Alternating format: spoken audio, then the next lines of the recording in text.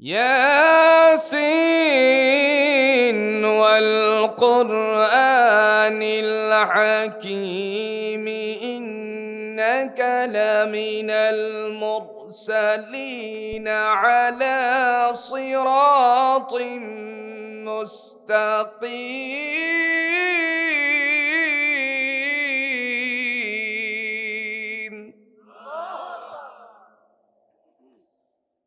قال رسول الله صلى الله عليه وسلم: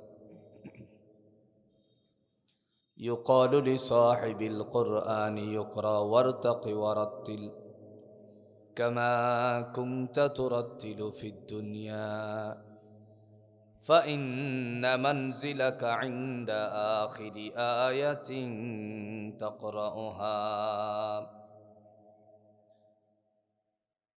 أو كما قال عليه الصلاة والسلام. اللهم صل على محمد وعلى آل محمد كما صليت على إبراهيم وعلى آل إبراهيم إنك حميد مجيد. اللهم بارك على محمد وعلى آل محمد كما باركت على إبراهيم وعلى آل إبراهيم إنك حميد مجيد.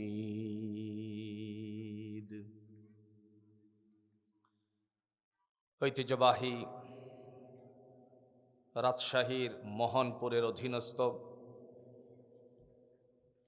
ওলামায়ে কেরামদের অত্যন্ত সুপরিচিত একটি সংগঠন ইত্তেহাদুল উলামা ওয়াল হুফাজ কল্যাণ পরিষদ মোহনপুরের উদ্যোগে আয়োজিত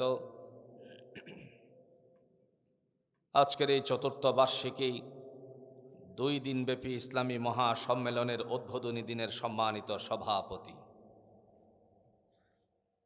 উস্তাদুল উলামা পীরে কামেল আল্লামা জামাল উদ্দিন মাহমুদ সন্দীপী দামাত বারাকাতুহুল আলিয়া, মহাপরিচালক জামিয়া ওসমানিয়া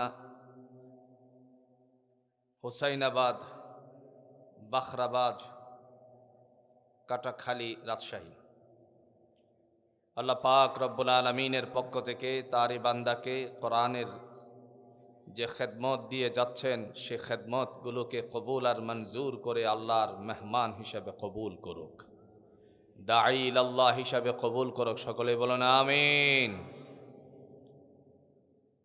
আজকের এই মাহফিলের চিফ গেস্ট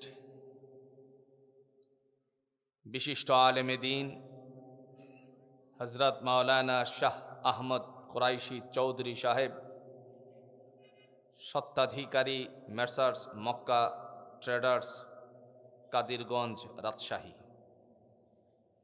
আল্লাহ রাব্বুল আলামিনের পক্ষ থেকে তারই বান্দার প্রতিষ্ঠানের মধ্যে বরকত দান করুক। আজকের এই মাহফিলের বিশেষ অতিথিবৃন্দ জনাব ডক্টর মোহাম্মদ ইসহাক আলী, জনাব কারি রাশেদুল ইসলাম, আল্লাহ পাক রব্বুল আলামিনের পক্ষ থেকে তারই বান্দাদয়কে দ্বীনের জন্য ইসলামের জন্য কবুল করুক। চমৎকার আলোচনা করেছেন আপনাদের অত্যন্ত পরিচিত মুখ, এই রাজশাহীর কৃতি সন্তান বিশিষ্ট আলেমে দ্বীন মুফতি রশিদ আহমদ ফারুকী হাফিজাহুল্লাহ, পরিচালক মারকাজুল কোরআন ওয়াস সুন্নাহ মাদ্রাসা রাজশাহী, দয়াময়ের পক্ষ থেকে তারই বান্দার কণ্ঠের মধ্যে নূর দান করুক। আর একটু আস্তে বলেন আমিন। আজকের ইত্তেহাদুল উলামা ওয়াল হুফাজ কল্যাণ পরিষদের সম্মানিত উলামায়ে কেরামগণ, হুফাজে কেরামগণ, প্রিয় মুরব্বিয়ানে আজম, সমবয়স্ক যুবক ভাইয়েরা, পর্দার অন্তরালের অবলা সরলা মা ও ভরেরা, আল্লাহ সুবহানাহু ওয়া তাআলার দরবারে অগণিত শকর যে আল্লাহ রাব্বুল আলামিন আমাদেরকে খোলা আকাশের ময়দানে সুন্দর একটি পরিবেশের মধ্যে আলেম হাফেজদের ডাকে সাড়া দিয়ে এসে জড়ো হওয়ার তৌফিক দান করেছেন। এজন্য আমরা সকলেই কালিমাতুশ শুকুর আদায় করে নিচ্ছি, আলহামদুলিল্লাহ। সম্মানিত উপস্থিতি, আমি আপনাদের মাঝে মহাগ্রন্থ আল কোরআনুল হাকিম থেকে সূরাতুল ইয়াসিনের 4খানা আয়াতে কারিমা তালাবাত করেছি। তদানুযায়ী রাসূল আরবি সাল্লাল্লাহু আলাইহি ওয়াসাল্লামের অগণিত হাদিসের টুকরাগুলো থেকে একখানা হাদিসের কিতা উপস্থাপন করেছি। আল্লাহ চাহে তো এর থেকে কিছু কথা বলে বিদায় নিতে চাই। রব্বে করিম তিনি যেন তৌফিক দান করেন। আর একটু জোরে বলেন আল্লাহুম্মা আমিন। আজকে আমরা ইখলাসের সাথে কথা বোঝার শোনার চেষ্টা করব ইনশাআল্লাহ। বন্ধু, সমাজ পরিবর্তনের পথে ইখলাস আমাদের নষ্ট হয়ে গেছে। বলনেওয়ালা এবং শুননেওয়ালা উভয় দলের ইখলাস সহি করা প্রয়োজন। অনেক সময় আমরা মনে করি ঠিকঠাক মতো না বললে পরে আগামী বছর দাওয়াত করা হবে না, এতটুকু পর্যন্তই শেষ। আর যারা শ্রোতা আছে অনেকেই মনে করে কণ্ঠ যদি ভালো থাকে তাহলে আসি, নয়তো গেলাম। আপনারা সাক্ষী দিয়ে বলেন, আমি যদি এইভাবে কথা বলতে থাকি আপনারা কি থাকবেন না ভাগবেন? কারা কারা থাকবেন না একটু হাতটা দেখান তো ভাই। দেখছেন তো, ভুল হয়ে গেছে, ভুল হয়ে গেছে না? সবাই থাকবেন তো ইনশাআল্লাহ? আল্লাহ আপনাদেরকে কবুল করুক। রাসূল আরবি সাল্লাল্লাহু আলাইহি ওয়াসাল্লাম বলছেন, আল্লাহ যাকে পছন্দ করেন তার দ্বারা দ্বীনের কাজগুলো সমাধান করান। যাদেরকে আল্লাহ কবুল করেছেন তারাই আসতে পেরেছেন, যাদেরকে কবুল করেন নাই তারা আসতে পারে নাই, পারবেও না ভাই। তাহলে আগে আসুন সূরা ইয়াসিন সম্পর্কে কিছু কথা বলি। আল্লাহ রাসূল সাল্লাল্লাহু আলাইহি ওয়াসাল্লাম তিনি বলেন, প্রত্যেকটা জিনিসের আত্মা আছে, দিল আছে। কোরআনের একটা আত্মা আছে, সেই আত্মাটার নাম হলো সূরা ইয়াসিন। যেই ঘরে সূরা ইয়াসিন তেলাওয়াত করা হবে আল্লাহ তাআলা তারই বান্দা বান্দির ঘরটার মধ্যে রহমত দ্বারা ভরপুর করে দিবেন। কোনো মানুষ যদি ইন্তেকালের পূর্ব মুহূর্তে অর্থাৎ সাকরাতের সময় এসে যায়, তার পাশে বসে যদি সূরা ইয়াসিন তেলাওয়াত হয় আল্লাহ তাআলা তার মৃত্যুর যন্ত্রণা কমায়া দেন। তাহলে আসুন তার থেকে কিছু আলোচনা করি। আল্লাহ বলছেন, ইয়াসিন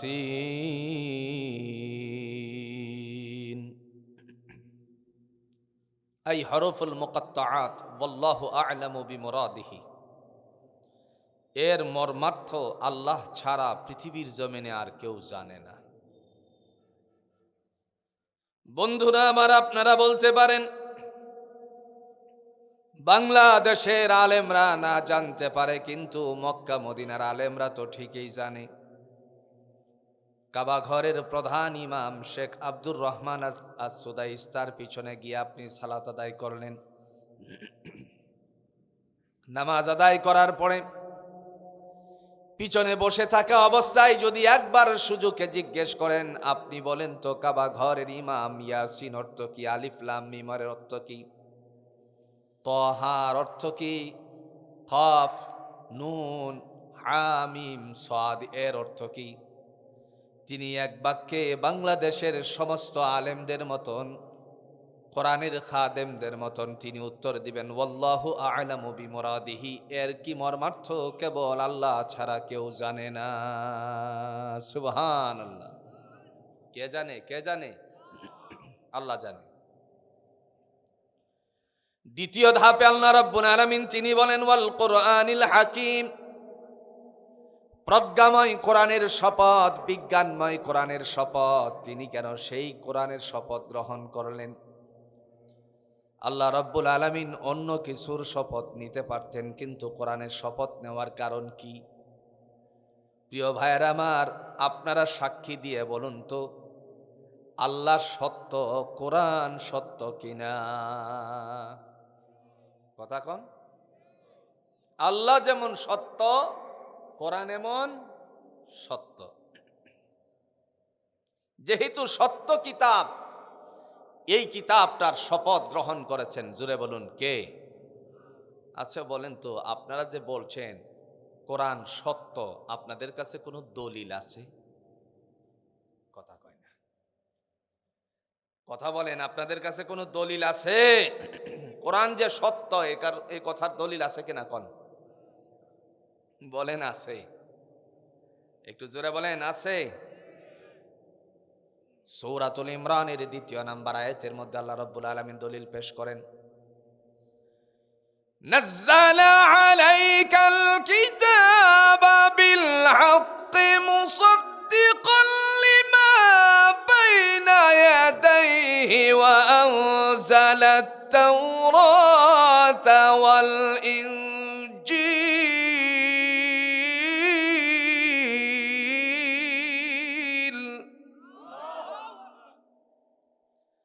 আল্লাহ বলেন নাযালা আলাইকাল কিতাবা বিল হক, আমি এই কোরআনকে সত্যরূপে অবতীর্ণ করেছি, মুসাদ্দিকাল লিমা বাইনা ইয়াদাইহি ওয়া আনজালাত তাওরাতা ওয়াল ইনজিল, সত্যায়নকারী হিসাবে কোরআনকে আমি আল্লাহ রাব্বুল আলামিন তাওরাত আর ইনজিলের জন্য সত্যায়নকারী হিসাবে নাজিল করেছি। জোরে বলেন সুবহানাল্লাহ। প্রিয় ভাইয়েরা আমার, এই কোরআন যিনি নিয়ে এসেছিলেন আমরা সবাই জানি, সেই নবীও সত্য ছিলেন না মিথ্যা ছিলেন? কথা কন না কেন? তার মানে আল্লাহ সত্য, কিতাব সত্য, নবীও সত্য, ঘোষণা জুড়ে বলুন কার? 40 বছরের একদিনের পূর্ব মুহূর্ত পর্যন্ত,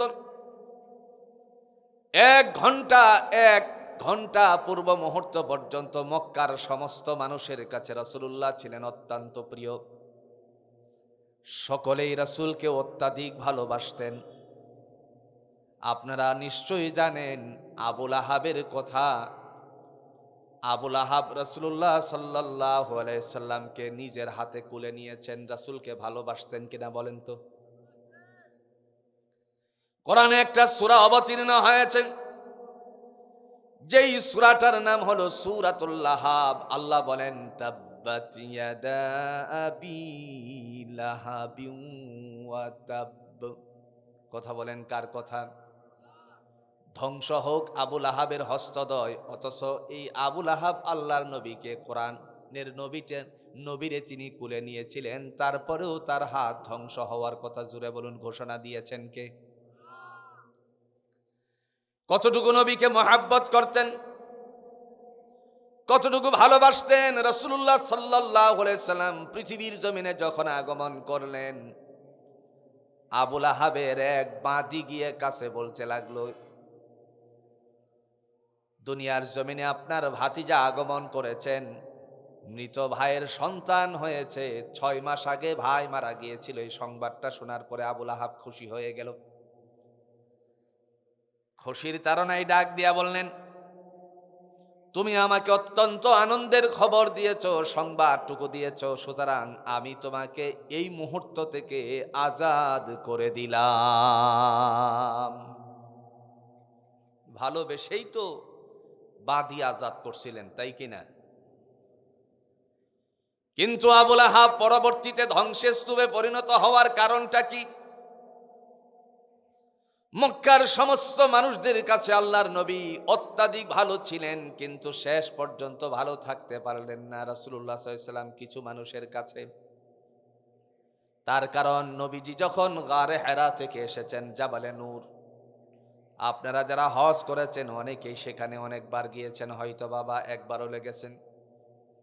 আমি জাবালে নূরে রাসূলুল্লাহর কাছে যেখানে কোরআন অবতীর্ণ হয়েছিল অনেকবার সেখানে গিয়েছি। আল্লাহর নবী সাইয়্যিদুল মুরসালিন আহমদ মুস্তাফা সাল্লাল্লাহু আলাইহি সাল্লাম তিনি যখন কোরআন নিয়ে আগমন করলেন, আগমন করার পরে ডাক দিয়া বললেন, ইয়া আইয়ুহান নাস, হে মানব সম্প্রদায়, কুলু লা ইলাহা ইল্লাল্লাহ তুফলিহুন, তোমরা যদি বলো আল্লাহ ছাড়া কোনো ইলাহ নাই, মালিক নাই, তিনি তোমাদেরকে কামিয়াবি দান করে দিবেন। সুবহানাল্লাহ বলেন। সার্বভৌমত্বের মালিক কে? একটু জোরে বলেন, মালিক কে? আকাশের মালিক আল্লাহ, জমিনের মালিকও আল্লাহ। আর আমরা কার? একটু জোরে বলেন, আমরা কার? তিনি বলছেন, খলাকাল ইনসানা মিন আলাক, আমি তোমাকে জমাট রক্ত থেকে সৃষ্টি করেছি। সুবহানাল্লাহ বলতেন না? রব্বুল আলামিনের হাবিব তিনি যখন আগমন করে বললেন, ইয়া আইয়ুহান নাস, হে মানব সম্প্রদায়, কুলু লা ইলাহা ইল্লাল্লাহ তুফলিহুন, তোমরা যদি বলো আল্লাহ ছাড়া কোনো ইলাহ নাই, মালিক নাই, তিনি তোমাদেরকে কামিয়াবি দান করবেন। রাসূলুল্লাহর কথাকে আল্লাহ এত পছন্দ করেছেন, যারই আলোকে হাদিসের অনুকূলে আল্লাহ কোরআন দিয়ে মানুষকে ঘোষণা দিয়েছেন। এই হাদিস দ্বারাই, এই হাদিসকে জমিনে বাস্তবায়ন করার জন্য সূরাতুল বাকারার ২য় নাম্বার পৃষ্ঠার ১ম নাম্বার আয়াতে আল্লাহ পাক তিনি ডাক দিয়া বলেন, যারা আমার নবীর কথা অনুযায়ী ঈমান আনয়ন করলো তারা দুনিয়ার জমিনে সফলতা অর্জন করে ফেলেছে।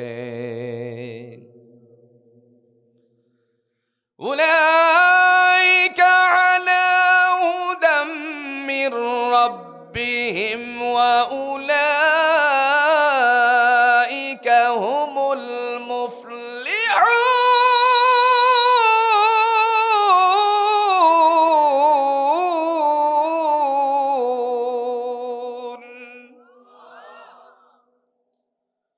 দয়াময় তিনি ডাক দিয়া বলেন, তারাই হলো সফলতা অর্জনকারী, এরাই হলো কামিয়াব। তারা, এরা কারা? এদের পরিচয় জুড়ে বলুন তো, আমাদের জানা প্রয়োজনীয়তা আছে কিনা? আল্লাহ বলছেন এরা হলো সফলতা অর্জনকারী, তারাই হলো কামিয়াব। এরা তারা কারা চিনা দরকার আছে কি? এদের শ্রেণী হলো অন্যত্র আয়াতের অংশে আল্লাহ বলেন 4। কয় শ্রেণী? প্রথম নাম্বার হলো ওয়ান নাবিয়িন, তারা হলো নবীরা, যারা এক আল্লাহর দিকে মানুষকে আহ্বান করেছেন, গায়রুল্লাহকে অন্তর থেকে ধূলিসাৎ করে দেওয়ার জন্য ঘোষণা দিয়েছিলেন। 2 নাম্বার ওয়াস সিদ্দিকিন, নবীদের যে আসহাবগণ ছিল, সহচরগণ ছিল তারা। 3 নাম্বার ওয়াস শুহাদা, যারা আল্লাহর রাস্তায় জীবন উৎসর্গকারী, বদরের যুদ্ধের মতন অংশগ্রহণ করে যারা শহীদ হয়েছেন তারা। 4 নাম্বার ওয়াস সালিহিন, যারা হলো নেককার, শাহ মাকদুমের মতন দুনিয়ার জমিনে যারা দুনিয়াতে এসে আল্লাহর বিধানাবলী বাস্তবায়ন করার জন্য চিন্তা চেতনা নিয়ে, ঈমান নিয়ে দুনিয়ার থেকে বিদায় হয়েছে তারা। তাহলে কয় শ্রেণী হলো? আপনাদের অঞ্চলের নাম কি? না, এই রাজশাহী একজন আল্লাহর বিশিষ্ট জন শুয়ে আছে, নাম কি? শাহ মাকদুম রহমাতুল্লাহ আলাই। ইসলামের জন্য তারা নিবেদিত প্রাণ ছিল, কিন্তু শেষ পর্যন্ত দুর্ভাগ্য হলেও সত্য, শাহ মাকদুম এসেছিলেন, আল্লাহর বান্দা এসেছিলেন মানুষকে কোরআনের জ্ঞান দিতে, দ্বীনের জন্য, প্রতিষ্ঠিত দ্বীন করার জন্য। আর সেখানে কুমিরেরও কবর আছে। ঠিক কিনা? না ভুল বলছি ভাই? মাজার, কুমিরেরও মাজার হয়। প্রিয় ভাইয়ের আমার, যে কথা বলছিলাম, মহান আল্লাহ পাক রব্বুল আলামিন ডাক দিয়ে বলেন এরাই হলো সফলতা অর্জনকারী, তারাই হলো কামিয়াব। এরা হলো 4 শ্রেণী। কয় শ্রেণী?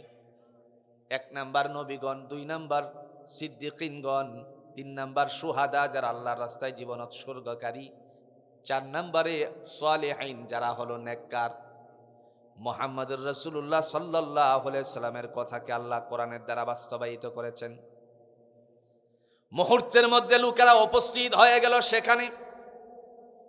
উপস্থিত হয়ে যাওয়ার পরে লোকেরা যখন উপস্থিত, এমন সময় সকলের উদ্দেশ্যে আল্লাহর নবী ঘোষণা দিয়ে বললেন, কুলু লা ইলাহা ইল্লাল্লাহ তুফলিহুন, তোমরা বলো আল্লাহ ছাড়া কোনো মালিক নেই। এই মুহূর্তেই মক্কার মানুষেরা রাসূলুল্লাহ সাল্লাল্লাহু আলাইহি সাল্লামকে ভিক্ষা শুরু করে দিল। তার মানে এত বছর পর্যন্ত সকলের কাছে রাসূল প্রিয় ছিল, কিন্তু যেই মাত্র আল্লাহর নবী ইসলামের কথা বললেন, কোরআনের কথা বললেন, এক আল্লাহর কথা বললেন, সাথে সাথে মানুষেরা বিরুদ্ধাচরণ শুরু করলো। আমার ভাইরা, আমরাও স্বীকার করি, জোরে বলুন তো আমাদের আল্লাহ কয়। একটু জোরসে বলেন তো। রাজশাহীর আমের রস কি গেছে না আছে? কথা কন না কে? এত সুস্বাদু আম আপনারা যদি না পাঠাতেন ঢাকা শহরে, ঢাকাবাসী রোগাক্রান্ত হয়ে যে মরতো আর আম খাইতে পারতো না। তো আপনাদের আওয়াজ আছে না গেছে? একটু আছে তো, তাইলে দেখা যাক কতটুকু আছে।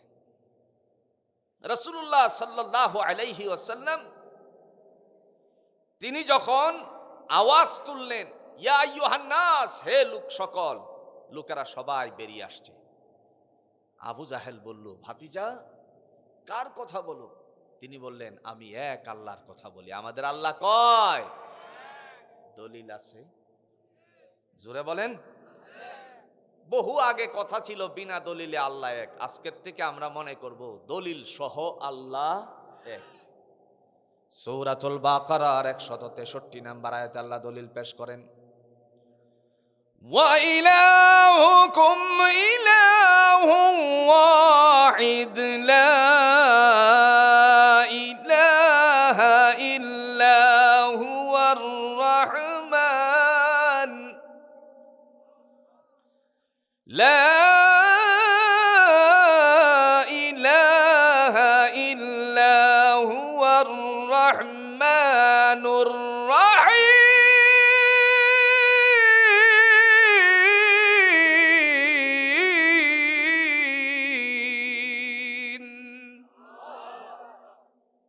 কার কথা? আল্লাহ ডেকে বলেন, ওয়া ইলাহুকুম ইলাহুন ওয়াহিদ, তোমাদের উপাস্য একমাত্র উপাস্য, লা ইলাহা ইল্লা হুয়া, তিনি ছাড়া আর কোনো উপাসনাকারী নাই, হুয়ার রহমানুর রহিম, তিনি হলেন পরম করুণাময় এবং দয়ালু। জোরে বলেন কার কথা? এবার সাক্ষী দিয়ে বলুন তো আল্লাহ আছে নাকি? না ফেরাউনে মেরে লইছে? আল্লাহ আছে তো? দলিল আছে? কথা কোন? সূরাতুল বাকারায় অতি সহজে মানুষে যাকে চিনে আয়াতুল কুরসি বলে, আল্লাহ পাক রব্বুল আলামিন সেই আয়াতুল কুরসির মধ্যে ঘোষণা দিয়ে বলেন, আল্লাহু লা ইলাহা ইল্লা হুয়াল হাইয়ুল কাইয়্যুম, আমি হলাম এমন সত্তা যার সাথে কোনো অংশীদারিত্ব নাই। আল হাইয়ুল কাইয়্যুম, তিনি চিরঞ্জীব, চিরস্থায়ী, ছিলেন, আছেন এবং থাকবেন। সুবহানাল্লাহ বলতেন না? এক নাস্তিক প্রশ্ন করেছিল, পৃথিবীতে নাস্তিক্যবাদী মানুষ আছে কিনা কনসাই? প্রশ্ন করেছিল উম্মতের হাকিম আশরাফ আলী থানভী রহমাতুল্লাহ আলাইকে ডেকে, হে আশরাফ আলী সাহেব, আপনার সাথে আমার কিছু কথা আছে। তিনি দাঁড়ালেন, খুব সহজ সরল মাইন্ডের মানুষ ছিলেন। দাঁড়ানোর পরে ডাক দিয়ে বলতেছেন, আপনারা যে বলেন আল্লাহ আল্লাহর কথা, আমি তো যাকে দেখি না তাকে বিশ্বাসই করি না। জোরে বলেন নাউজুবিল্লাহ। কি বলছে? যাকে দেখি না তারে বিশ্বাস করি না। দ্বিতীয় নাম্বারে আপনারা বলেন মানুষ সৃষ্টি আল্লাহর, জিনও সৃষ্টি আল্লাহর, আগুন দিয়ে আবার জিনকে কেমনে পোড়াবে, আগুনের তৈরি তো জিন, এটাও বিশ্বাস করি না। থানভী রহমাতুল্লাহ আলাই চিন্তা করলেন এই জায়গার মধ্যে তারে কি জবাব দেওয়া যায়। মুহূর্তের মধ্যে আল্লাহর বান্দা সহজ সরল মানুষ রাগ উঠে গেল। আস্তে আস্তে করে নদীর কিনারায় গিয়ে নামছেন। একটা শক্ত মাটি হাতে নিলেন। কোন মাটি? একটু জোরে বলেন, কোন মাটি? শক্ত মাটি। এটারে আপনারা কি মাটি বলেন বলেন তো? এঁটেল মাটি। এই এঁটেল মাটিটা হাতে নিয়ে নিচের থেকে উঠে তারে লক্ষ্য করে একটা ঢিল মারছে।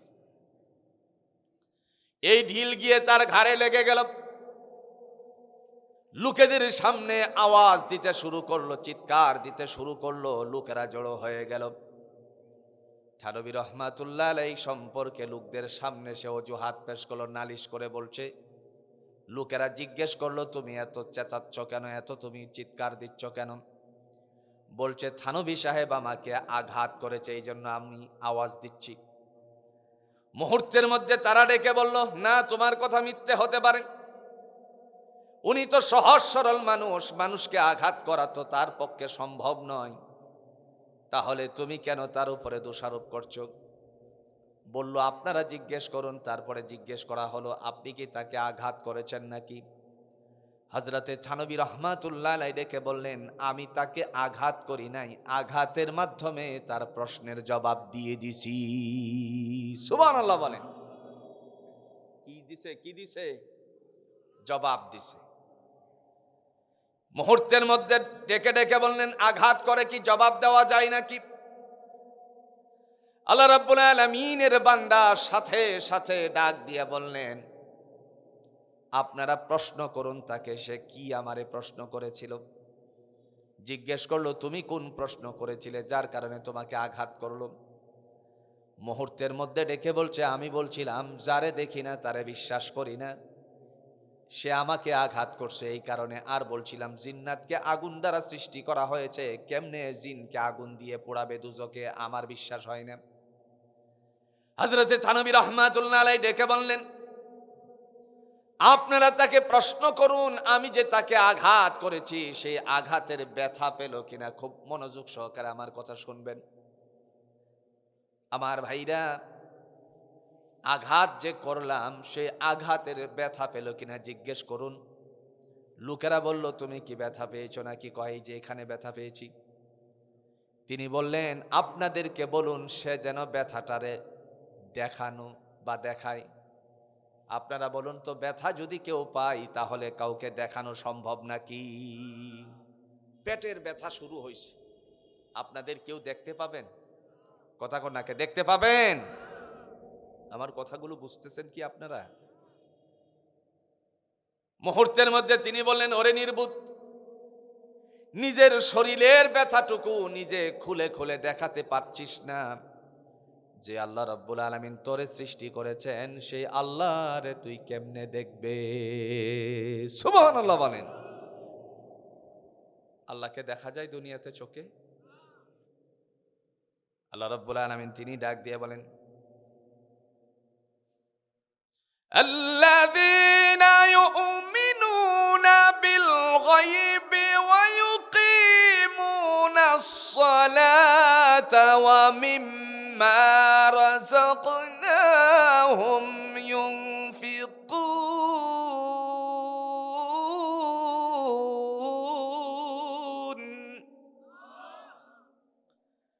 দয়াময় তিনি ডাক দিয়া বলেন, মুত্তাকিনের পরিচয় দিতে গিয়ে বললেন, আল্লাযীনা ইউমিনুনা বিল গায়ব, যারা অদৃশ্যের উপর বিশ্বাস স্থাপন করে এরাই হলো মুত্তাকিন, এরাই হলো পরহেজগার। তার মানে দেখে বিশ্বাস করা না, না দেখে বিশ্বাস করার নাম ঈমান। কথা কন না কে? ছোট্ট সময় ফুরকানিয়াতে পড়েছিলেন, আমানতু বিল্লাহি ওয়া মালাইকাতিহি ওয়া কুতুবিহি ওয়া রাসূলিহি ওয়াল ইয়াউমিল আখির ওয়াল কদরি খাইরিহি ওয়া শাররিহি মিনাল্লাহি তাআলা ওয়াল বা'সি বা'দাল মাউত। 7টা বিষয়ের উপর বিশ্বাস স্থাপন করার নাম হলো ঈমান। প্রথম নাম্বার আমানতু বিল্লাহ, বিশ্বাস স্থাপন করতে হবে, জুড়ে বলুন তো কার উপরে? আল্লাহর উপরে। কিন্তু দেখার কোনো সুযোগ নাই। প্রিয় ভাইয়েরা আমার, নবী মুহাম্মদুর রাসূলুল্লাহ সাল্লাল্লাহু আলাইহি ওয়াসাল্লাম জাতির সামনে এই কথাটা যখন ঘোষণা দিয়ে বললেন, কুলু লা ইলাহা ইল্লাল্লাহ তুফলিহুন, সাথে সাথে জাতির মানুষেরা বিকটা শুরু করে দিল। আবু জাহেল ডেকে বলছে, হে লোকেরা শোনো, আমার ভাতিজা তোমাদের সামনে যে কিতাবের কথা বলছেন, কোরআনটার কথা বলছেন, এই কোরআন তোমরা শুনবা না, তোমরা এই কোরআনকে শ্রবণ করিও না। পৃথিবীবাসী, বিশেষ করে আজকে মোহনপুর, আপনাদের এই যে মোহনপুর রাজশাহীর বাসী, আপনারা বলুন তো, আল্লাহর উপর বিশ্বাস স্থাপন করা, আস্থা রাখা আমাদের ইমানের দায়িত্ব কিনা? আবু জাহেল ডেকে বলছে, তোমরা আমার ভাতিজার কথা শুনিও না, কোরআন শুনিও না। কি বলছে? কথা কন্যাকে কি বলছে? দলিল আছে? وقال الذين كفروا لا تسمعوا لهذا القرآن والغوا فيه لعلكم تغلبون।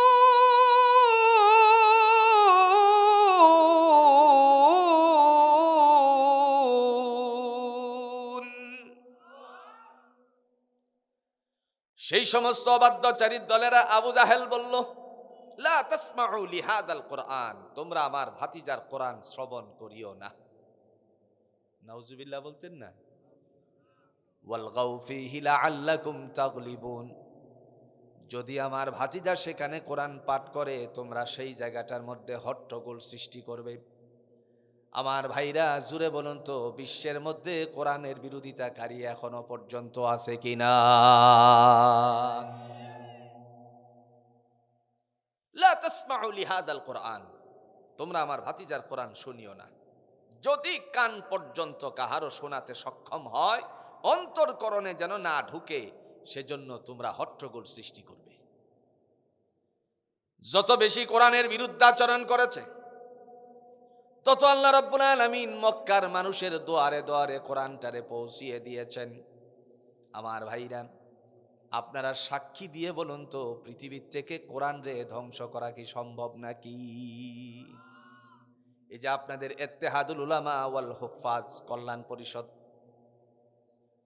বাংলাদেশের সমস্ত কোরআন যদি মনে করেন বিনষ্ট হয়ে যায়, কিন্তু এই সংগঠনের হুফাজরা যদি বেঁচে থাকে, কারা বেঁচে থাকে?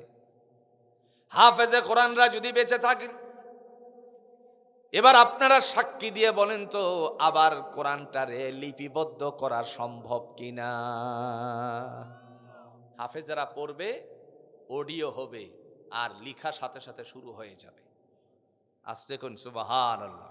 লেখার দরকার নাই, সফটওয়্যার সব লিখে দিবে, শুধু পড়তে থাকবে আর সাথে সাথে লেখা শুরু হয়ে যাবে। কলম চালানোর কোনো যুক্তি নেই। আপনারা বুঝতে পারেন নাই মনে হয় না? অনেক সময় দেখবেন বিদেশে স্বামী থাকে, স্ত্রী ইংরেজিতে মেসেজ পাঠিয়ে দেয়, পড়াশোনা কতদূর করছে জিজ্ঞেস করলে বলে 5 পাস। কি পাস? 5 পাস। তো তুমি ইংরেজি লেখলা কেমনে? আমি সফটওয়্যার দিয়ে বলছি মুখে, আর লেখা হয়ে গেছে। আসতে কোন, এইটা যদি হতে পারে কোরআনের ক্ষেত্রে, জোরে বলেন হওয়ার সম্ভাবনা আছে কিনা? বিশ্বের সমস্ত কোরআন যদি মনে করেন নাই হয়ে যা, আর হাফেজে কোরআনরা যদি বেঁচে থাকে, তাহলে তাদের সিনাত থেকে আবার কোরআন লিপিবদ্ধ করা যাবে। ওই সময়টুকুর মধ্যে আবু জাহেল বলল, ওয়ালগাউ ফীহি লাআল্লাকুম তাগলিবুন, যদি সেখানে তোমরা শোনো কোরআন তেলাওয়াত হচ্ছে, ওই জায়গায় হট্টগোল সৃষ্টি করবে। আমার ভাইরা, আপনারা সাক্ষী দিয়ে বলুন তো, কোরআন পড়লে লাভ আসেনি? একটু জোরে কোন। সর পড়লেন, সরায়া পড়লেন, এ পড়লেন, বি পড়লেন, সি পড়লেন, আমি বলছি না পড়বেন না। জ্ঞান অর্জনের জন্য, গুণগত মানুষ হওয়ার জন্য অবশ্যই তা পড়া জরুরি। কিন্তু আমার প্রশ্ন হলো এই জায়গায়, আপনাদের কাছে দাবি হলো এই জায়গায়, দয়া করে সন্তানটারে আগে কোরআন পড়াবেন। যেই সন্তান কোরআন পড়ে না, সেই সন্তানের বাবা দুনিয়াতে ইহজগৎ ত্যাগ করে পড়ে পরজগতে যাওয়ার পরে ওই বাবার মর্যাদা আল্লাহর কাছে থাকতে পারে না। তাফসিরে তাবারিতে আবু জাফর ইবনে জারির রাহমাতুল্লাহ আলাইহি তিনি বলেন, দয়াময়ের নবী তা বর্ণনা দিয়ে গেছেন, যেই পিতার সন্তান কোরআন পড়বে আল্লাহ রাব্বুল আলামিনের পক্ষ থেকে, যদিও হাদিসটার উপর ইখতিলাফ করেছেন, আমলের দিক থেকে তা অনেক উত্তীর্ণ, কিয়ামতের ময়দানে আল্লাহ তাআলা তার আমলনামার মধ্যে অত্যাধিক সওয়াব দিয়ে মাথার মধ্যে একটা মুকুট পরিয়ে দিবেন। আচ্ছা, মুকুট পরাইলো না মনে করেন, কিন্তু মর্যাদা তার আছে কিনা বলেন তো, একটু জোরে বলেন আছে কিনা?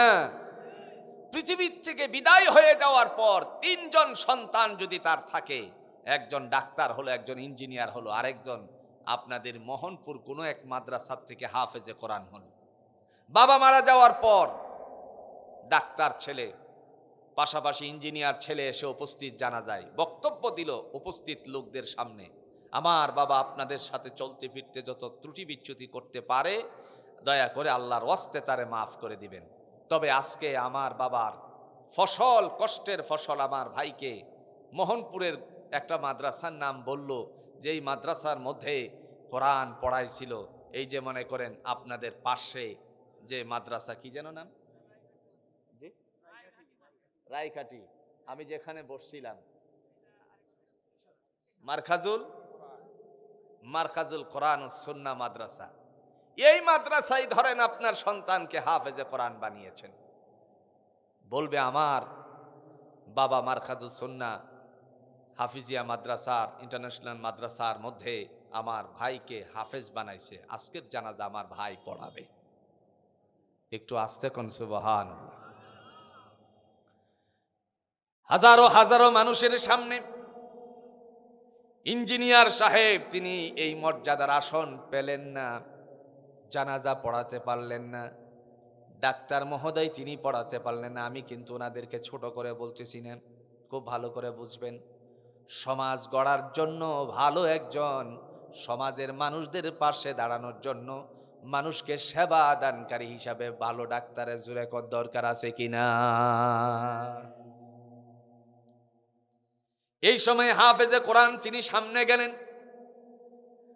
জানাজা পড়ানোর উদ্দেশ্যে মানুষের সামনে যখন তাকবীরে তাহরিমা বাঁধলেন, আল্লাহু আকবার বলে চিৎকার মারলেন।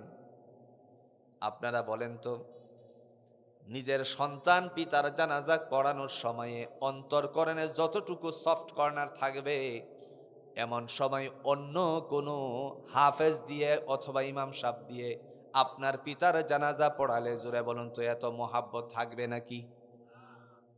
অন্তর থেকে যে মায়া জন্মাবে, বাবার আর সন্তানের ভালোবাসা যে গাঁথা ছিল, মনে পড়ে যাবে কতই না আঙ্গুল ধরে টানাটানি, কতই না ঘাড়ে উঠিয়েছিল, কতই না কোলে কাঁকে নিয়ে মাথাটারে ঘাটটার মধ্যে রেখে তারে পরে ঘুম পাড়াইছিল।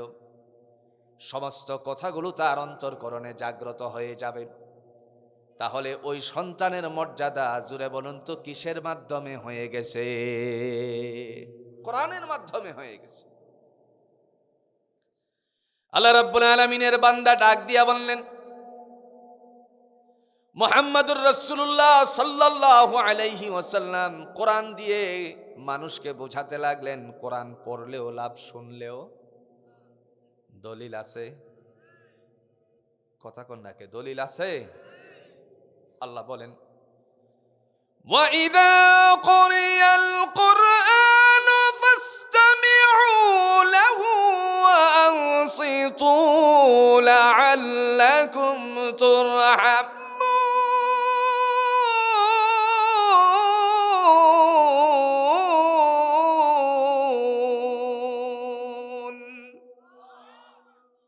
কার কথা? আল্লাহ বলেন, যখন কোরআন তেলাওয়াত করা হয় মনোযোগ সহকারে শুনুন। কেন শুনবা? বান্দারে, আমি আল্লাহর পক্ষ থেকে তোমাদের উপরে দয়া দান করে দেওয়া হয়।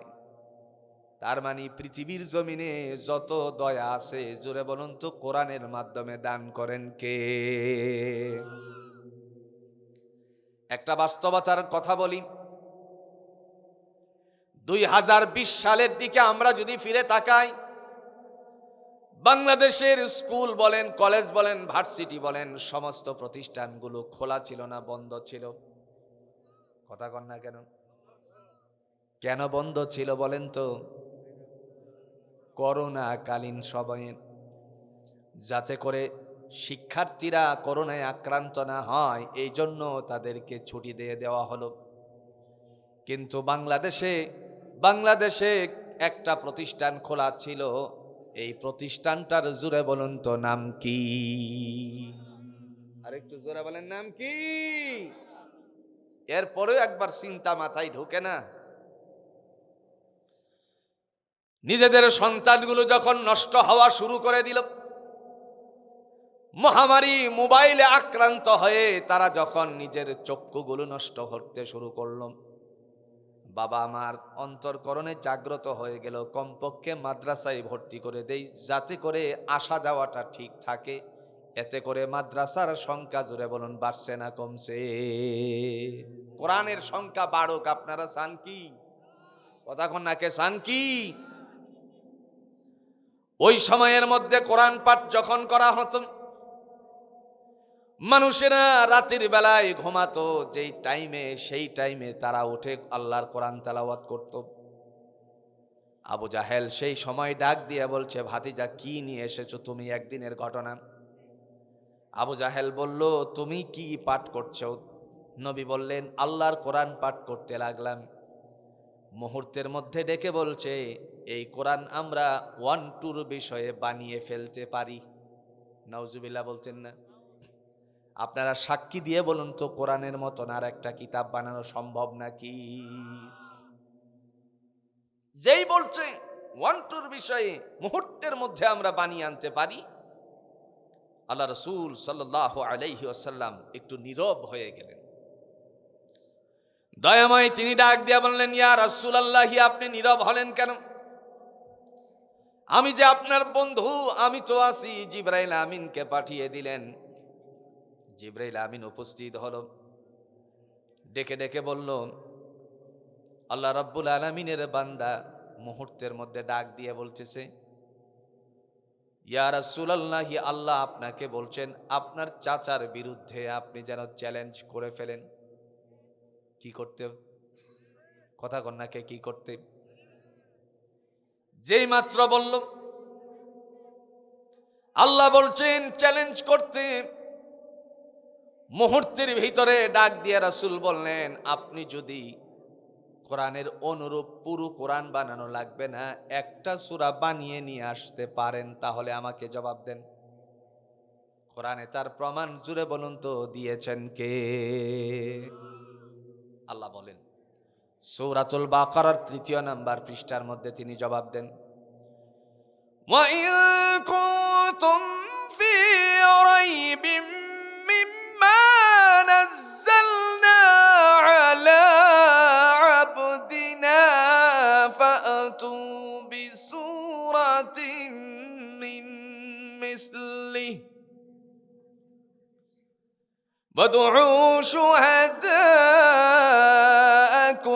من دون الله إن كنتم صادقين।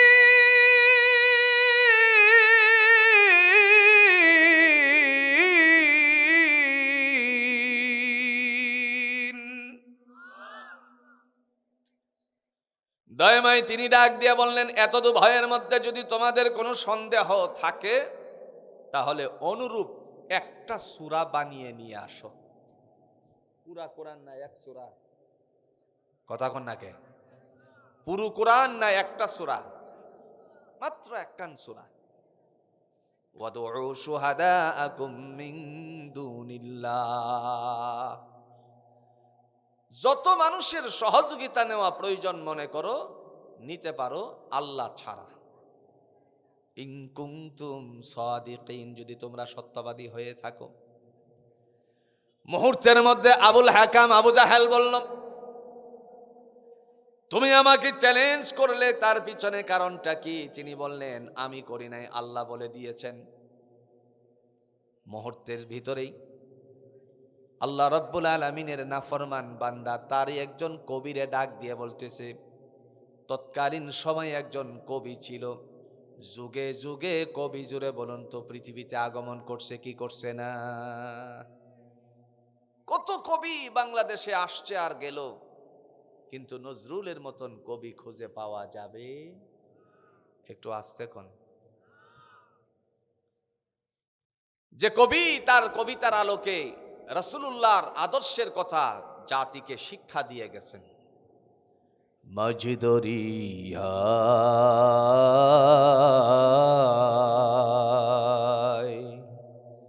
মাঝি দরিয়ায় উঠিলে তুফান, তাই না আমি ডরি, জানি আমায় তুলে নেবে তোমার সাফায়াতের তরি।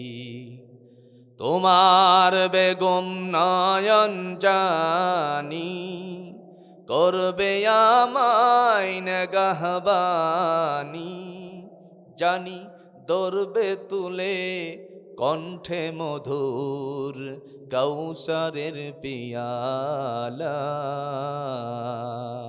নবী কমলিওয়ালা, দুঃখের দিনের দরদি মোর, নবী কমলিওয়ালা, নবী কমলিওয়ালা।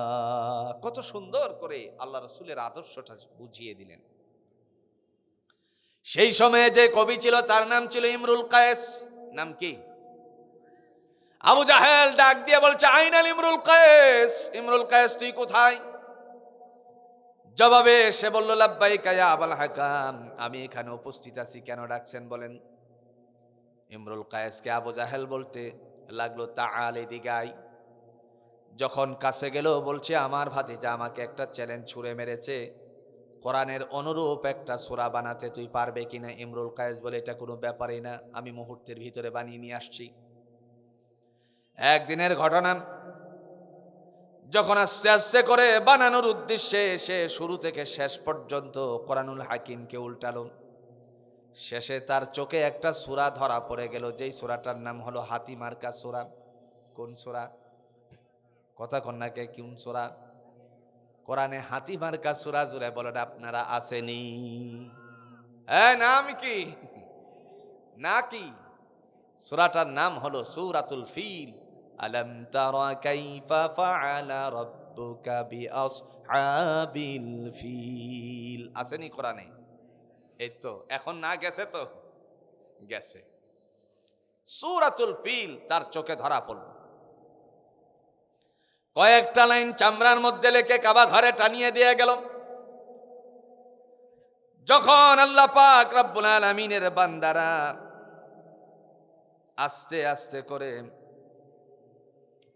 আল্লাহ পাক রব্বুল আলামিনের বান্দাদের জন্য আস্তে আস্তে করে সূরাতুল ফিলের অবস্থাকে বাস্তবায়ন করার জন্য তার চোখে ধরা পড়ার পর কয়েকটা লাইন লিখে চামড়ার মধ্যে লিখে তারপরে কাবা ঘরে টানিয়ে গেছে।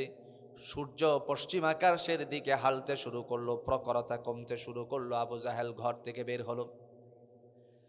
একটি পর্যায়ে আল্লাহ রাব্বুল আলামিনের বান্দারা ঘর থেকে কাবা ঘরের দিকে যখন ডালুর ভিতরে আসতে শুরু করলো, আবু জাহেল দূর থেকে দেখলো কি যেন টানানো আছে। কাছে যাওয়ার পরে মুহূর্তের মধ্যে বান্দা ডাক দিয়ে বলছে, এটা কি লেখছিস? আইনাল ইমরুল কায়েস, তাআল। ইমরুল কায়েস আগমন করার পরে ডেকে ডেকে বলল, কি তা লেখছিস? ইমরুল কায়েস বলল, তুমিই তো বলছো কবির মতন তুই কি একটা সূরা বানাতে পারবে না? আমি তো লিখে আনলাম, তাইলে তুই নিজেই পড়। পড়তে শুরু করলো, আল ফিলু মাল ফিল ওয়ামা আদরাকা মাল ফিল লাহু কুরতুমুত তাবিল। সূরা হইছে? কথা কন নাকে, সূরা হইছে? হাতি রে হাতি, হাতি সম্পর্কে তোমরা কিছু জানো? লম্বা সুর বিশিষ্ট, এটার নাম হলো হাতি। আবু জাহেল মারছে ধমক, এটা কি সূরা হলো?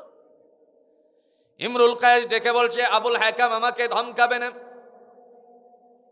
তুমি যে বলছো অনুরূপ একটা সূরা বানাতে, শুরু থেকে শেষ পর্যন্ত আমি লক্ষ্য করেছি, কিন্তু আমি দেখলাম তোমার ভাতিজার আনিত কোরআন একটা নুক্তা পরিবর্তন করার মতন কাহারও পৃথিবীতে ক্ষমতা নাই। আর তুমি বলছো আমি কবি, কি করলাম? কোরআন উল্টিয়ে দেখলাম আল্লাহ রাব্বুল আলামিন তোমার ভাতিজার রব ডেকে বলছে এই কোরআন কোনো কবির কবিতা না। কি কবির কবিতা? ওয়ামা হুয়া বিকাউলি শাইর কলিলাম মা তুমিনুন।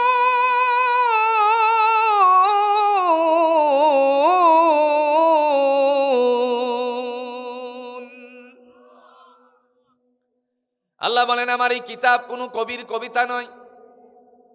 কলিলাম মা তুমিনুন, অল্প সংখ্যকই তোমাদের মধ্য থেকে বিশ্বাস স্থাপন করো। ওমা হুয়া বিকাউলি শাইর, এটা কোনো গণকের গণনা নয়। কলিলাম মা তাযাক্কারুন, অল্প সংখ্যকই তোমাদের মধ্য থেকে এর উপরে উপদেশাবলী গ্রহণ করো। এজন্য ভাইয়ের আমার, আমাদের আল্লাহর কাছে প্রিয় হওয়ার উদ্দেশ্যে কোরআন পড়া দরকার আছে কিনা বলেন? শুধু তাই নয়, মুত্তাকিনের গুণাবলী যদি আমরা লক্ষ্য করি, 3 গুণে গুণান্বিত হলে মুত্তাকিন হওয়া যাবে। কয় গুণ? 1 নাম্বার আল্লাযীনা ইউমিনুনা বিল গায়ব, যারা অদৃশ্যের উপর বিশ্বাস স্থাপন করে তারা হলো মুত্তাকিন। 2 নাম্বার ওয়া ইউকিমুনাস সালাহ, যারা নামাজ কায়েম করে তারা হলো মুত্তাকিন। 3 নাম্বার অমিম্মা রাযাকনাহুম ইউনফিকুন, আমি আল্লাহ যা রিজিক দিছি তার থেকে তার উপরে নিজের থেকে ব্যয় করে, এরা হলো মুত্তাকিন। আপনাদের কাছে আমার একটা আবদার, এই ইত্তেহাদুল উলামা ওয়াল হুফাজ কল্যাণ পরিষদ, এই কল্যাণ পরিষদটা আরো সামনের দিকে উত্তর উন্নতির দিকে যাক, এটা আপনারা চান কি? একটু জোরে বলেন কারা কারা, হাত একটু হাতটা দেখান তো, কারা কারা চান? চান সবাই? আল্লাহ কবুল করুক।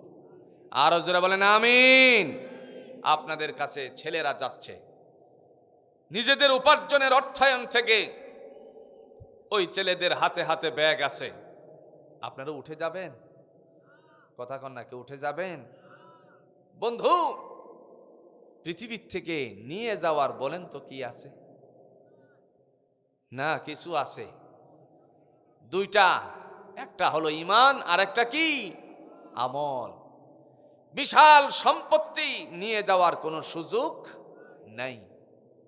ছেলেরা ভিতরে ঢুকতেছে, আপনাদের পকেটের থেকে একটু হাতটা ঢুকিয়ে একটু চেষ্টা করবেন বড় একটা নোট দিতে। একটু জিকির করেন লা ইলাহা ইল্লাল্লাহ, জোরে জোরে। আস্তে আস্তে যাও, তোমরা আস্তে আস্তে যাও, একটু জোরে জোরে। লা ইলাহা ইল্লাল্লাহ